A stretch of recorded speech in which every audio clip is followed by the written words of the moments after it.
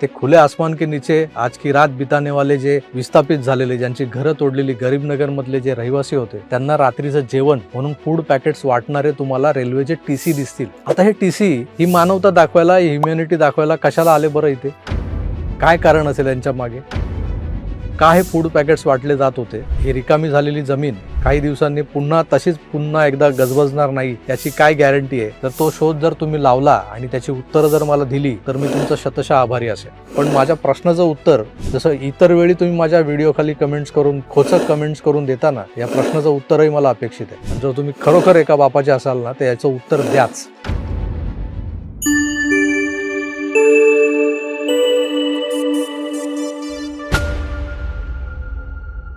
मित्रांनो नमस्कार. कालचा तुम्ही व्हिडिओ माझा पाहिला असेल, गरीबनगर कसं उद्ध्वस्त झालं आणि त्यामागची असली कहाणी जी मी तुम्हाला सांगितली होती. तर अनेकांचे फोन आले, अनेकांचे मेसेज आले, अनेकांनी कमेंट्सही केल्यात त्या व्हिडिओ खाली. तर सगळ्यांना मी सविस्तर उत्तर देणारा एक वेगळा व्हिडिओ बनवणार आहे. पण तुम्हाला एक गंमत सांगतो, यातलं राजकारण वगैरे सोडून द्या बाजूला.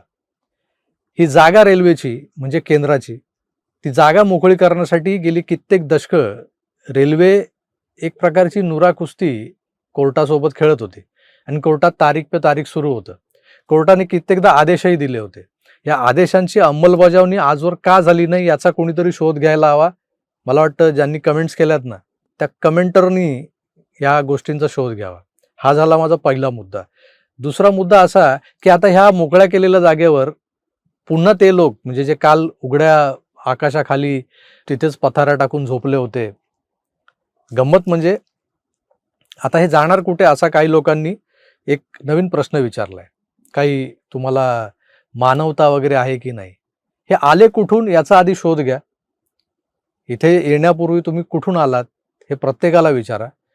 मग आता हम जाएंगे किधर हा जो प्रश्न विचारला जातो ना, त्यांना उत्तर त्यांच्याच आधीच्या उत्तरात दडलेलं असेल. ते तुम्ही फक्त सांगा त्यांना, तुम आए किधर से थे, ते जे काय गाव असेल तुम अभी वही जाओ, एवढंच फक्त सांगायचं. तुम्हाला जर या देशाची प्रगती करायची आहे, शहरांची प्रगती करायची आहे, शहरांमधल्या छोट्या छोट्या पॉकेट्सना मोकळा श्वास घ्यायला द्यायचा आहे, तर हे करावं लागेल. आणि हे करण्यात आजवर का अडचणी येत होत्या यामागे एक कारण लपलेलं आहे. ते कारण ना मी तुम्हाला एक फोटो दाखवतो. तो फोटो बघितल्यानंतर तुम्ही विचार करा. मग या फोटोतून काही लोकांना सहृदयता दिसेल, कळवळा दिसेल, मानवता दिसेल, ह्युमॅनिटी वगैरे ज्याला म्हणतो आपण ती दिसेल. मला यात एक षडयंत्र दिसतंय. तुम्ही नीट बघा. तो फोटो स्क्रीनवर दिसत असेल तुम्हाला. तो मी परत मोठा करूनही दाखवतो तुम्हाला वाटल्यास. या फोटोमध्ये ते खुले आसमान के नीचे आज की रात बिताने वाले जे विस्थापित झालेले, ज्यांची घरं तोडलेली गरीबनगर मधले जे रहिवासी होते, त्यांना रात्रीचं जेवण म्हणून फूड पॅकेट्स वाटणारे तुम्हाला रेल्वेचे टीसी दिसतील. आता हे टीसी ही मानवता दाखवायला, ह्युमॅनिटी दाखवायला कशाला आले बरं इथे? काय कारण असेल यांच्या मागे? कुठली अशी स्वयंसेवी संघटना या टीसी लोकांची की जे हे फूड पॅकेट्स वाटायला तिथे हजर झाले, की प्रशासनानं या सगळ्या लोकांना फूड पॅकेट्स द्या, इनके घर चुला नाही जलने वाला है? का हे फूड पॅकेट्स वाटले जात होते? आणि ही रिकामी झालेली जमीन काही दिवसांनी पुन्हा एकदा गजबजणार नाही याची काय गॅरंटी आहे?